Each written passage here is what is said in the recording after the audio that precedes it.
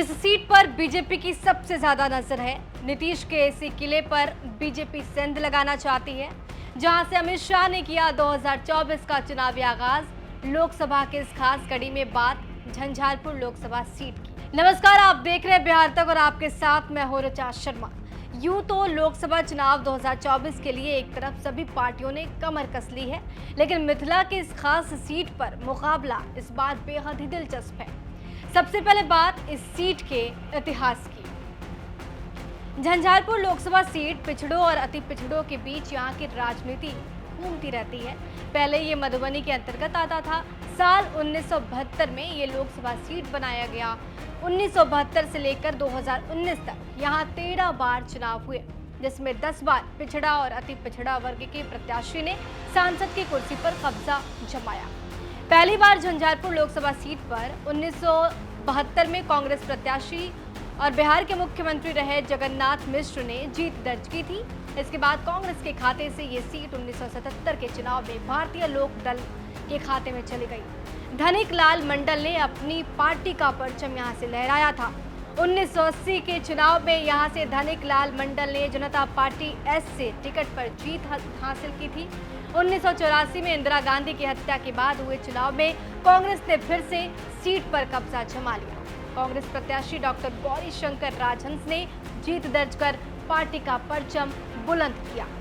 गौरतलब है कि सीट पर 1984 के बाद आज तक कांग्रेस जीत जो है वो दर्ज नहीं कर पाई।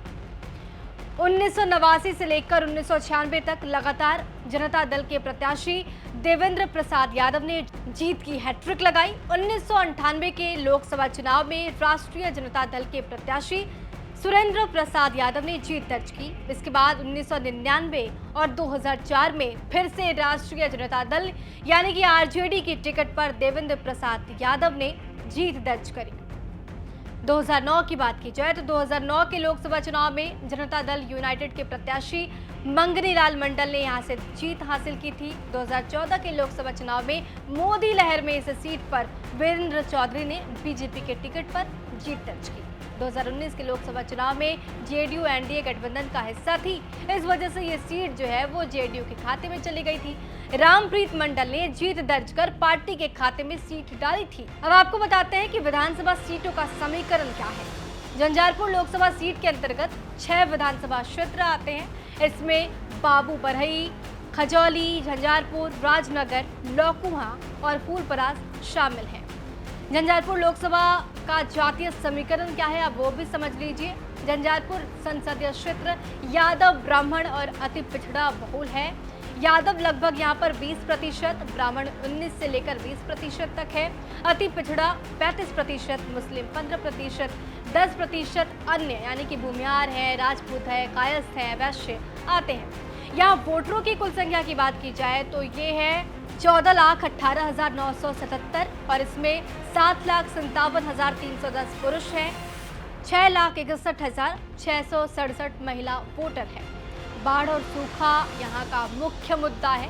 बाढ़ और सूखा, जर्जर सड़कें, बंद पड़ी चीनी मिल, गन्ना किसान और दशकों से लंबित जिले की मांग यहाँ का मुख्य मुद्दा है। रोजगार के लिए खेतों के अलावा दूसरा कोई विकल्प नहीं है।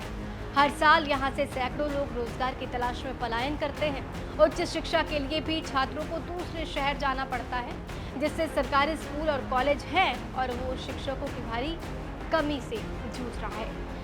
इस बार स्थिति अलग है। नीतीश कुमार बीजेपी से अलग है और आरजेडी के साथ मिलकर मजबूत चुनौती पेश कर रहे हैं। अब देखना ये होगा कि तमाम मुद्दों को देखते हुए जनता किसे अपना सांसद चुनती है।